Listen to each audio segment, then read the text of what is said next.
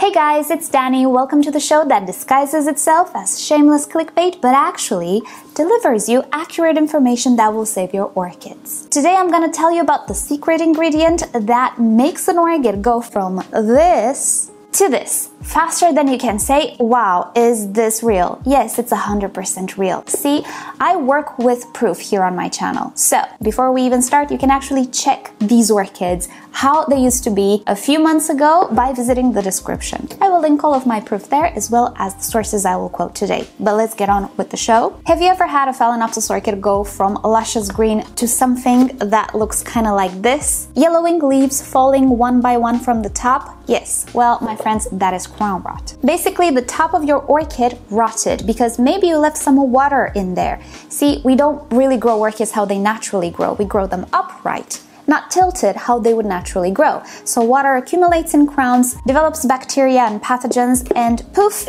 rots the crown of our orchid. It is much more common than you think, and it is fixable. Explaining how to fix crown rot can take a while, so you will have linked a video about it down below in the description with my favorite method of saving orchids from crown rot. But just so you know, sometimes orchids can even save themselves, and it is the case with both of the orchids that you see in this video. But what do we do after crown rot? Because we don't have a crown anymore. How will the orchid grow? And without further ado, I will tell you the secret ingredient that fixes this orchid and makes it, in a few months, look like this. And that is patience.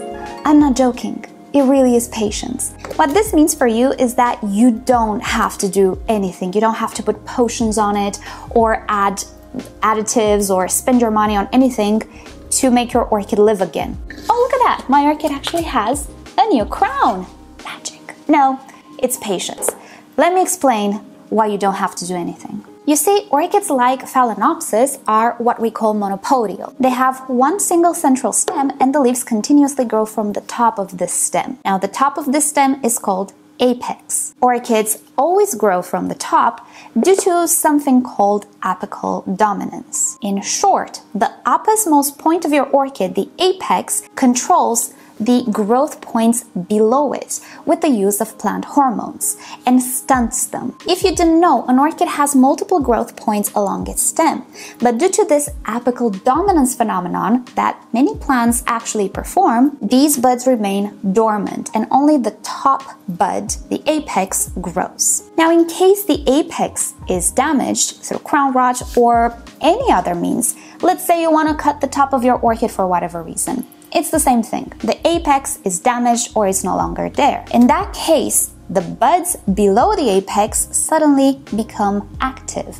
and one of them, sometimes even multiple of them, will be awakened and it will start to grow leaves again, and it will become the top apex once again. Pretty much your orchid will have a brand new top. Now, just as a little side note, these new tops can actually in time be separated from the initial plant. As time goes by, they will create roots of their own, and they can be separated and potted in their own pots and treated like a brand new plant. Since they also act like an offshoot which can be propagated, we usually call them keikis. They can be left on the orchid and they will serve as a new apex and a growth point, or they can be separated after a while and create a brand new plant. Side note, these keikis can be created even if the apex or the crown is not damaged. But we're straying from the subject. Just so you know, in case of crown damage, most likely a new apex or offshoot or keiki, however you want to call it, will be produced a little lower down. Now, this is all very natural for the orchid. It is a natural trait they all have. And the mere fact that the top is removed or damaged is enough to waken these buds. So you don't actually need all sorts of potions, plant hormones, or any other household concoction to make these nodes wake up and grow.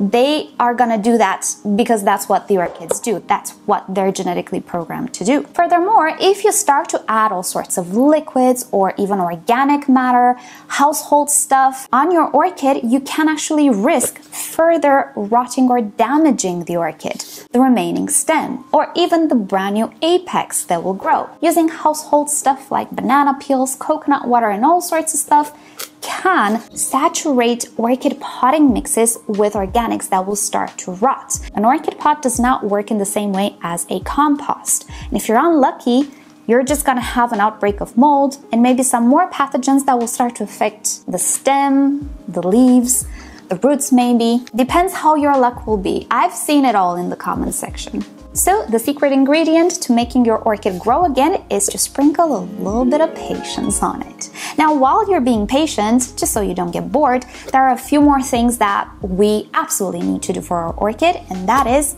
treat it properly. Offer the best condition you can offer for its development, which means keeping it in warm temperatures. Home conditions are perfect for Phalaenopsis orchids. They don't like things very, very cold, and they can tolerate quite a bit of warmth and even heat. Keep them in bright light, but not direct sunshine. If you can place them in a bright room or behind a sheer curtain, that would be fantastic. Water them every time they are dry, and if you have transparent pots, you can clearly see when the roots need some watering. Fertilize them regularly as per the directions of your fertilizer, and make sure you do not leave water standing in between the leaves and in the crown. Try to always water the roots and substrate, but not the leaves. Remember, we're keeping these orchids very unnaturally in our homes, so they are prone to having some issues they would not otherwise have in their natural habitats. And remember, orchids are built to survive. They are survivors, and sometimes simply by allowing them to do what they're programmed to do is enough to ensure their survival and not only their flourishing in our environment. And don't worry, I do have more clickbaity videos with magical potions that will make your orchids look fabulous. Now, before I let you go, let me point out that in the description I will link you my completely beginner-friendly tutorials on Phalaenopsis and other orchids that go much more in depth than today's video on things like repotting, watering, everything you can possibly know. I have, I think, 100 videos for beginners only on these things with orchids. And another thing before I let you go, if you're new to this channel and you just clicked because the title was appealing, let me introduce myself. I am an orchid collector for more than 10 years. I have started to post orchid videos on YouTube since 2013, so more than a decade ago. And in this decade, I've managed to accumulate a few hundred orchids. I post orchid videos on a weekly basis, so feel free to just browse my channel. I have over 2,000 videos. Yeah, you could say I'm a little obsessed with orchids. But hey, I know orchids very, very well. And to be fully honest, with the dawn of social media, there have been so many clickbaity videos, or at least what I consider to be very unnecessary type of videos, that I kind of feel the need to clear up some of these myths and clickbaity things that you find on social media. So if you've enjoyed today's video, let me know in a comment. I definitely have many more ideas for these videos. And as always, I always come with receipts. You'll always have videos and before and afters on my channel, just so you know that I'm not pulling your leg. Right. So that said, thank you so much for watching. I hope you've enjoyed today's video. Subscribe for more videos. And if you know somebody who has fallen for these clickbaits, send them this video. And yeah, hopefully we will all end up with wonderful orchid collections, because trust me, orchids are the most awesome green pets. Right. So that said, it's time for me to go. Thank you so much for joining me, and I'll see you next time. Bye. Oh, and sorry I clickbaited you, but hey, I got your attention. And I have a lot of orchid tips for you. Bye!